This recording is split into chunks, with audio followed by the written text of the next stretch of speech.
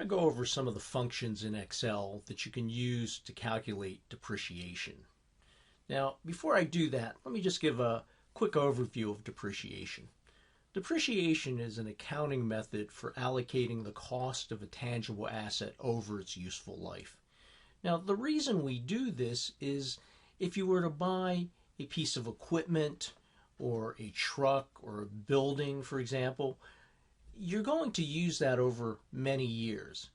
And it doesn't make sense to expense it all off when you first purchase it. In fact, accounting principles require you to match the use of something and the cost of something and the revenues. And there's a matching principle in accounting, which if you've studied accounting, I'm sure your accounting professor drilled into you.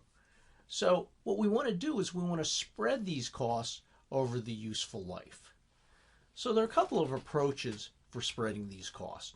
We can use the straight line method, which just spreads the cost evenly over the useful life, or we can use one of several accelerated methods, which allows us to expense more of it in the early years and less in the later years.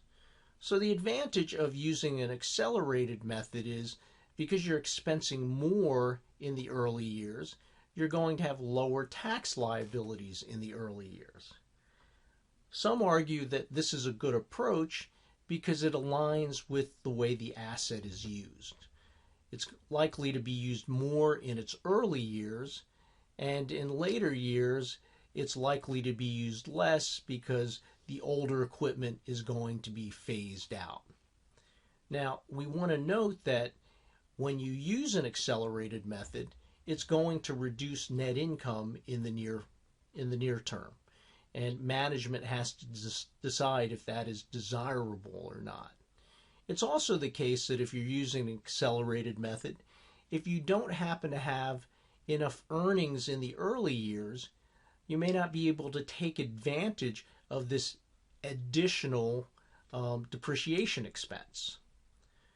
One thing I want to note is that depreciation is a non-cash expense. However, it does impact cash flows through its impact on taxes.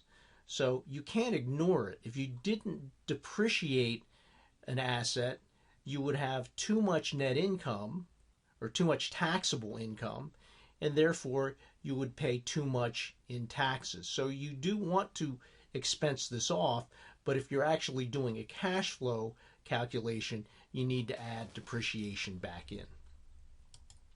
Let's take a look at three methods for calculating depreciation.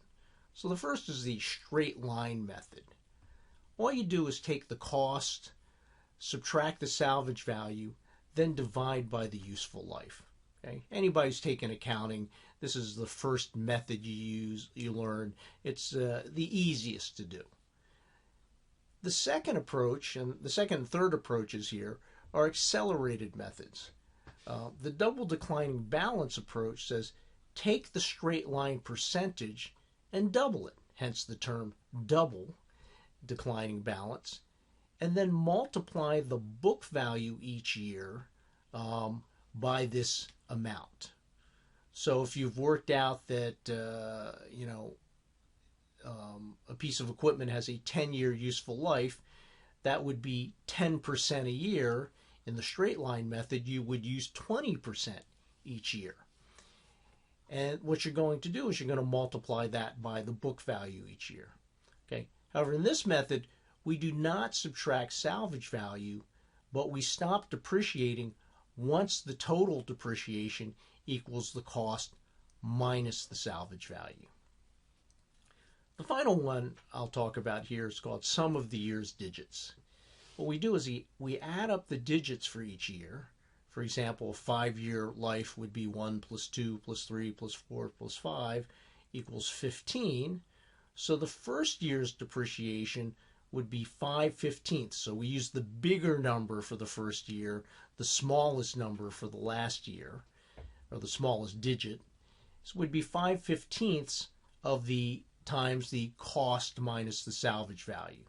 The second year would be 4/15 times the cost minus the salvage value. So this looks like the straight line method where we subtract out salvage value.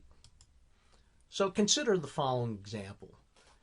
A piece of equipment costs $40,000 and is expected to last for 5 years, where it will have a salvage value of $4,000. All right, so let's go over to Excel and see how this looks. So I've set up the spreadsheet here. We've got this $40,000 cost, $4,000 salvage value, and 5-year useful life. So the straight line method uses a function SLN, and it tells you underneath, you probably can't see it in the video, but the first thing it asks for is the cost. And let me put in a $, because I'm going to copy these things down here. And then the salvage value, which is $40,000. I'm also going to put in a cost, $. And the last thing it asks for is the useful life, which is 5 years. So I'm going to copy this down, close up the parenthesis. So 7,200. Is that correct? Let's see, 40,000 minus 4,000 is 36,000. 36,000 divided by 5, in fact, is $7,200. So that looks good.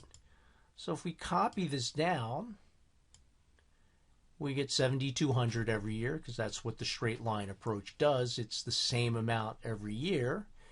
And we can sum this up, and we see that we depreciated $36,000 worth of this asset, right? Which is 40,000 minus the salvage value. For the double declining balance method, it's going to ask you to put in the cost again, so D2. It's going to ask you to put in the salvage value. And again, I'm going to add these $ in here. You can also use the F4 key to do this, but I'm not going to do that right now. They ask you the useful life.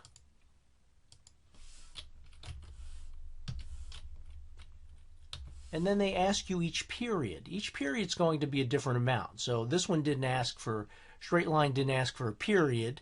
This one does.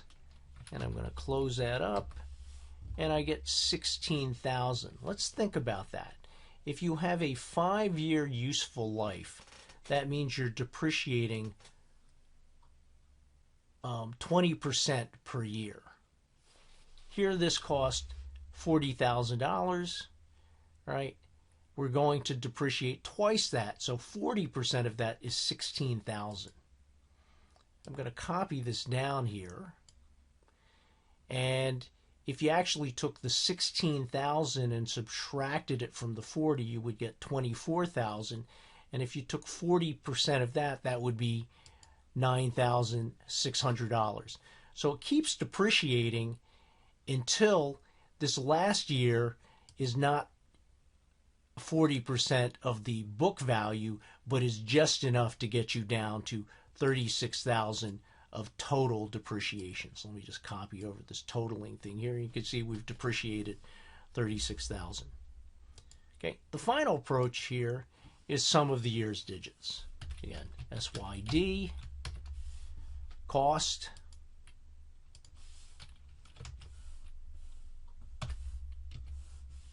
salvage, oops,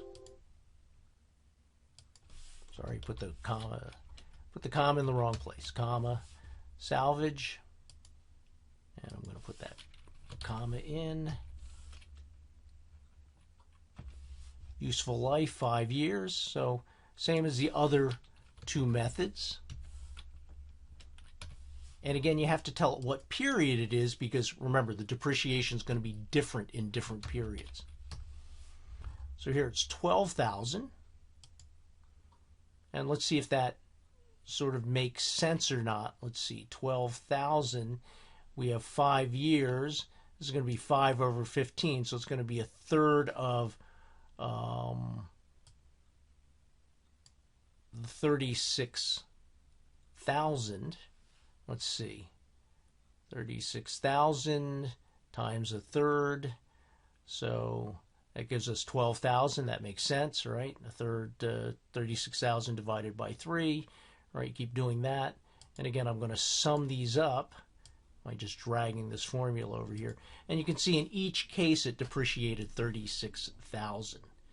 If I change the salvage value, you'll notice that all of these will change, all of these will change, but these will not change until the final year or maybe even 2 years. So let me say that, let's say salvage value is 3,000. Notice how this changed. This changed. Okay, it doesn't quite round off to 37,000 in depreciation, but notice that, let me go back to the 4,000 so we can look at the number, right? These numbers were all the same. This number changed, right? Now that you have less salvage value, you've got to depreciate more in that final year. So it only depreciates until it gets to the difference between the cost and the salvage value. So you don't subtract it out when you do the calculation. You just stop depreciating when you get to that point where it equals cost minus salvage value. Okay, but you don't have to worry about that because Excel knows how to do that and chooses to do that. Okay, let's make this 5,000. And again, watch, these will all change, these will all change, but this one,